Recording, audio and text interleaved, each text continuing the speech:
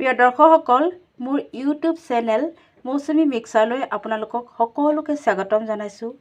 দৰ্শকসকল, এইটো মোৰ প্ৰথম ভিডিঅ'। এই ভিডিঅ'টো আপোনালোকে চাই মোক সম্পূৰ্ণ সঁহাৰি জনাব, কাৰণ আপোনালোকৰ মৰমৰ স্নেহৰ অবিহনে মোৰ এটা চেনেল আগবাঢ়ি যোৱাত সম্ভৱ নহয়।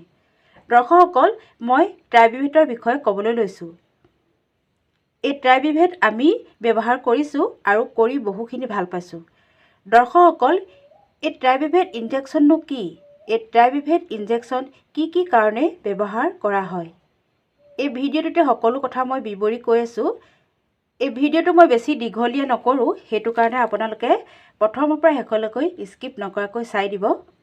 আৰু যদি ভিডিঅ'টো চাই ভাল পায় তেতিয়াহ'লে লাইক, কমেণ্ট, শ্বেয়াৰ আৰু ছাবস্ক্ৰাইব কৰি দিবলৈ নাপাহৰিব।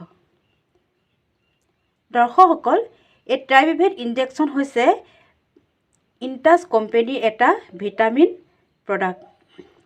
এইটো ট্ৰাইবিভেট আমি জীৱ জন্তুৰ কাৰণে ব্যৱহাৰ কৰোঁ। ইয়াত আছে B1, B6 আৰু B12। প্ৰথমতে এই ইনজেকশ্যন কি কাৰণে ব্যৱহাৰ কৰা হয়?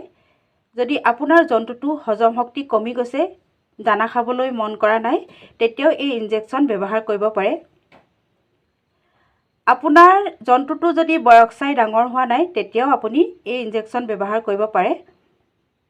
আপোনাৰ জন্তুটো যদি পেৰালাইচিছ ৰোগত ভুগি আছে, তেতিয়াও এই ইনজেকশ্যন আপুনি ব্যৱহাৰ কৰিব।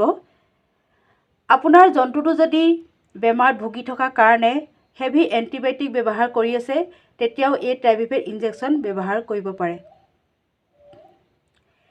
ইয়াক আপুনি কেনেদৰে ব্যৱহাৰ কৰিব? আপোনাৰ জন্তুটো যদি অকণমান ডাঙৰ, তেতিয়াহ'লে আপুনি 5 পৰা 10 ml ব্যৱহাৰ কৰিব। যদি মধ্যমীয়া, তেতিয়া আপুনি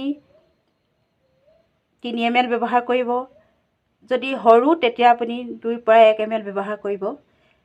প্ৰিয় দৰ্শকসকল, মোৰ এইটো প্ৰথম ভিডিঅ'।